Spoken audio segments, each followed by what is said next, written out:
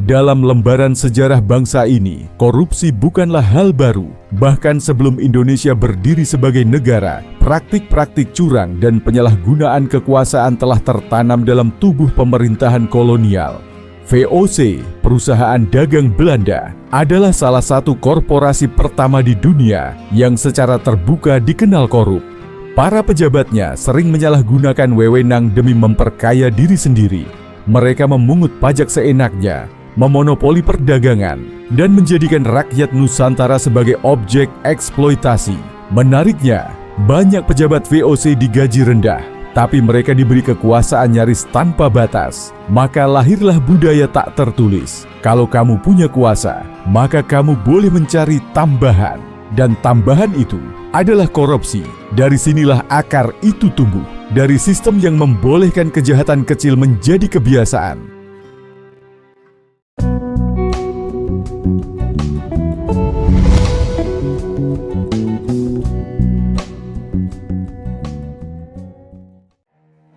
Ketika Indonesia memproklamasikan kemerdekaannya pada 17 Agustus 1945, para pendiri bangsa dihadapkan pada tantangan besar, membangun negara dari reruntuhan kolonialisme. Namun, di tengah semangat revolusi dan cita-cita luhur, ada satu kenyataan pahit yang sulit dihindari. Indonesia mewarisi sebuah sistem pemerintahan dan birokrasi yang dibentuk oleh penjajah, bukan oleh rakyat. Birokrasi Hindia Belanda dirancang bukan untuk melayani rakyat, tapi untuk mengamankan kepentingan kolonial. Ketika pemerintahan Republik baru terbentuk, sistem itu tidak langsung dirombak.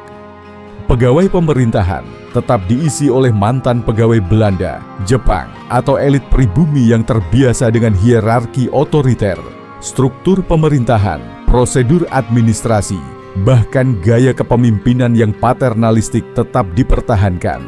Lebih dari itu, negara muda ini harus bertahan di tengah kekacauan, agresi militer Belanda, perang saudara, pemberontakan daerah, dan krisis ekonomi. Dalam situasi ini, banyak pejabat merasa berhak mengambil keuntungan. Gaji rendah dan ketidakjelasan struktur pendanaan negara membuat praktik korupsi menjadi solusi praktis untuk bertahan hidup. Skandal keuangan mulai muncul di berbagai sektor. Distribusi beras dan sandang pasca kemerdekaan penuh kecurangan. Proyek diplomatik seperti pembelian senjata dan pengadaan logistik untuk pasukan revolusi sering dimarkup. Para pedagang yang dekat dengan pejabat diberi kemudahan ekspor-impor, menciptakan kartel dagang yang tak tersentuh hukum. Tidak ada lembaga pengawas yang kuat. Mahkamah Agung belum berfungsi optimal, BPK belum efektif, dan media masih dibungkam oleh kondisi perang. Masyarakat pun belum memiliki kesadaran politik yang tinggi untuk menuntut akuntabilitas. Yang terjadi kemudian adalah pembentukan budaya yang penting setia kepada negara. Loyalitas dijadikan ukuran utama, bukan integritas atau profesionalisme. Maka muncul semacam barter tak tertulis. Pejabat yang loyal diberi kelonggaran, termasuk dalam pengelolaan anggaran, dan celah ini dengan cepat dimanfaatkan. Lebih jauh lagi, mentalitas patron klien semakin mengakar. Seorang pejabat akan mengangkat bawahannya berdasarkan loyalitas pribadi, bukan kompetensi. Imbal balik berupa setoran informal atau uang ucapan terima kasih menjadi hal yang jamak. Celah ini meluas ke semua lini, dari logistik militer, distribusi bahan pokok, hingga penempatan pegawai. Situasi ini menciptakan dua warisan buruk. Pertama, birokrasi yang kaku, lambat, dan tidak responsif terhadap rakyat. Kedua, toleransi terhadap penyimpangan. Korupsi tidak lagi dipandang sebagai kejahatan moral, melainkan bagian dari keniscayaan sejarah. Sebuah narasi yang justru semakin melanggengkan kejahatan itu sendiri.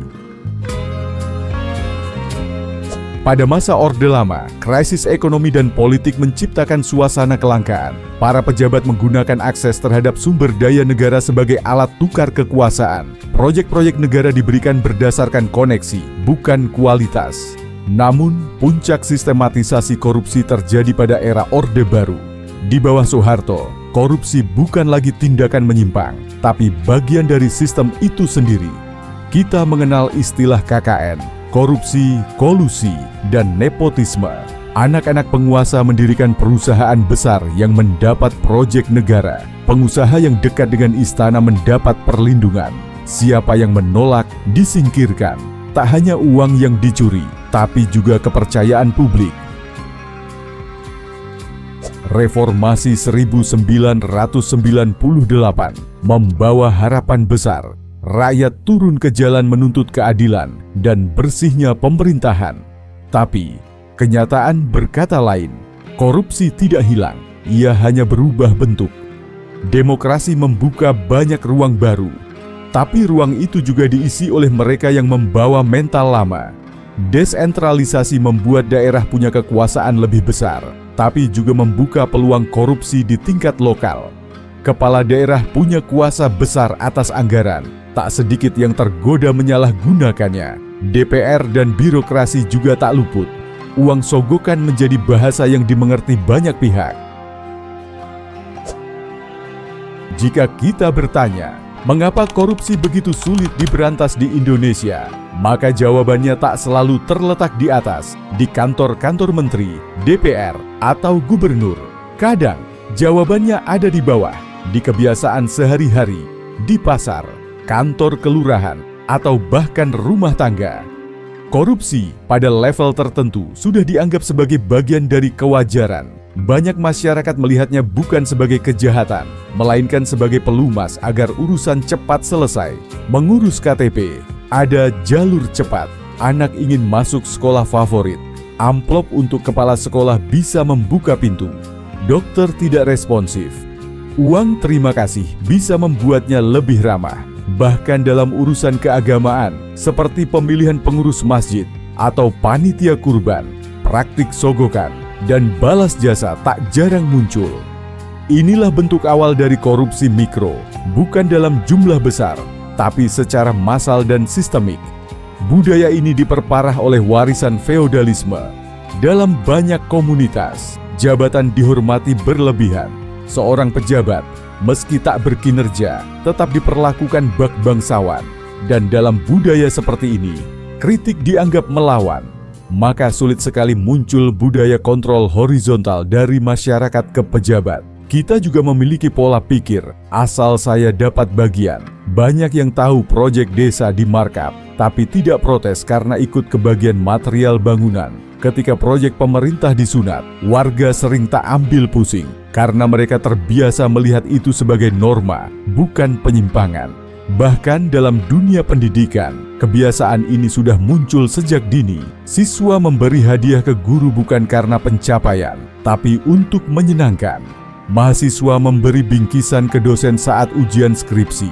Secara tak langsung, ini menanamkan pesan, kepentingan bisa dibeli. Mentalitas permisif ini berbahaya, karena ketika masyarakat tidak lagi melihat korupsi sebagai masalah moral, maka pelakunya akan merasa aman. Dan ketika pelakunya merasa aman, ia akan melakukannya lagi, lebih besar, lebih lihai, lebih terstruktur. Ada juga faktor ekonomi. Banyak orang membenarkan pungli karena gaji kecil. Tapi kita tahu, tak semua pelaku korupsi adalah orang yang kekurangan. Justru banyak yang sudah cukup, tapi masih ingin lebih.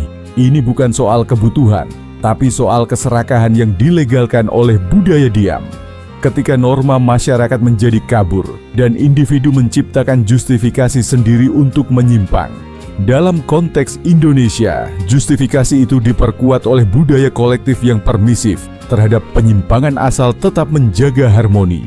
Masalahnya, harmoni yang dibangun di atas kompromi terhadap korupsi bukanlah harmoni sejati, tapi harmoni palsu yang menunda kehancuran. Tahun 2002, sebuah lembaga dibentuk dengan harapan besar, Komisi Pemberantasan Korupsi. KPK hadir sebagai simbol perlawanan. Selama 1 dekade pertama, KPK bekerja dengan gebrakan yang menggetarkan. Pejabat tinggi, menteri, jenderal, bahkan ketua partai politik ditangkap. Harapan tumbuh kembali. Namun kekuasaan tidak tinggal diam. Serangan balik dimulai. UU KPK direvisi, wewenangnya dipotong, dan publik kembali kecewa. Seakan-akan korupsi adalah naga yang tak bisa dibunuh, hanya bisa ditidurkan sebentar. Pertanyaan ini terus bergema di kepala banyak orang. Apakah mungkin Indonesia bebas dari korupsi? Pertanyaan yang tampak pesimistis, tapi sangat penting untuk dijawab. Pertama, mari kita lihat sejarah negara-negara lain. Singapura di tahun 1950-an bukanlah negara maju seperti sekarang. Ia hanyalah pelabuhan kecil yang penuh korupsi, kemiskinan, dan kriminalitas. Tapi semuanya berubah saat Lee Kuan Yew mengambil alih. Ia menyatakan perang terhadap korupsi bukan sekadar dengan pidato, tapi lewat kebijakan nyata. Pemerintahannya menaikkan gaji pejabat tinggi untuk mengurangi godaan suap, menerapkan sistem rekrutmen birokrasi yang ketat, serta membentuk lembaga anti korupsi yang independen dan ditakuti. Dan yang terpenting, tidak ada yang kebal hukum, tak peduli pangkat, partai, atau relasi. Hasilnya, dalam 2 dekade, Singapura berubah menjadi salah satu negara paling bersih di Asia. Hal serupa terjadi di Korea Selatan.